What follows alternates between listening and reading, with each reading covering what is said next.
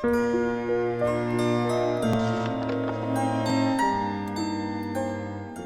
не скажете, где находится совхоз Комсомольский? В степи.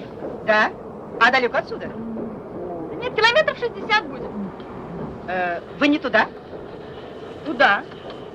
Как это здорово. Почему, собственно, это здорово? Потому что, если вы разрешите, мы поедем вместе. Я вас сфотографирую. Вы уверены, что это доставит мне удовольствие? Да нет, это мне доставит удовольствие. Большое удовольствие. Рада за вас. Имя Таната Желебекова уже давно ушло в историю. Светлого человека и талантливого артиста нет на этой земле 30 лет, и, к сожалению, память о нем стремительно угасает даже на родине в Казахстане. Танат Жаткамбаевич появился на свет в селе Берлик, Казахская ССР, в апреле 1929 года. Играть на сцене он начал буквально со школьной скамьи, а высшее профессиональное образование получил гораздо позже. Из московского ГИТИСа юноша выпустился только в 1954. В труппе Казахского академического драмтеатра имени Ауэзова актер служил с 15 лет до самой смерти. За более чем 40 лет работы Желебеков исполнил свыше сотни ролей. Фильмы. Дверь в кинематограф открылась для Таната сразу после окончания института. Уже в 1955-м миллионы советских зрителей увидели молодого человека в культовой приключенческой комедии «Солдат Иван Бровкин». Ему досталась роль армейского товарища главного героя, ефрейтора Абаева. Ты сам в этом виноват, комсорг! Я не виноват. Бровкин не виноват. Он такой пришел к нам. Что я могу с ним поделать? Кто не вышел на физиратку? Бровкин не вышел. Кто опоздал к вечерней поверке?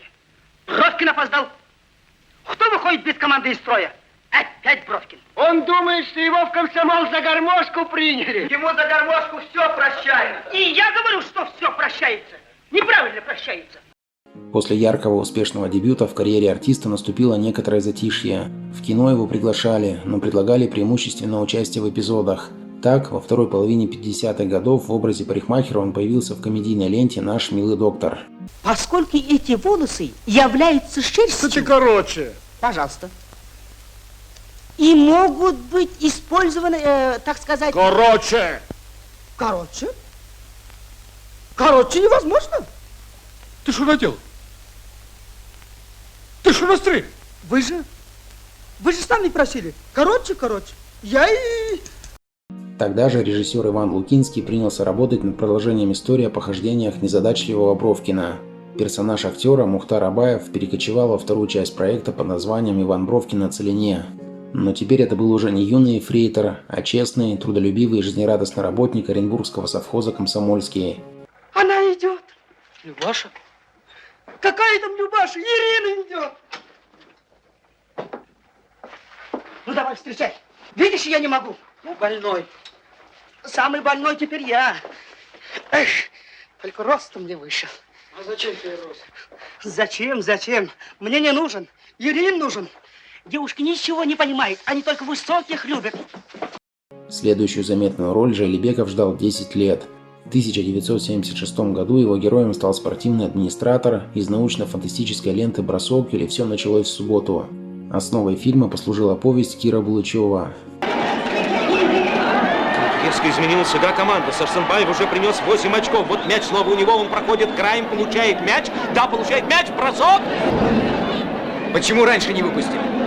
Смотри, если не победим, сгоришь. Крепко сгоришь. На излете 70-х артист снялся в мелодраме «Невеста для брата». Здесь он предстал в образе Касымбека Аги. Да, Батырбек, ты, друг, не обижайся на отца. Я как-то раз в твои годы за один день 7 волков убил. Как сейчас помню. Холодная зима. Да слышал. Вы лучше ружье свое уберите, а то вдруг оно бабахнет.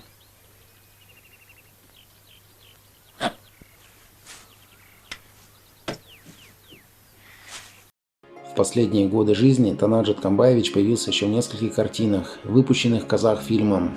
В 1984-м его утвердили на роль Диаса Хусаиновича в драму «Возвращение Альмеса». 3 года спустя в сказке «Прекрасная Сулу» актер перевоплотился в визиря.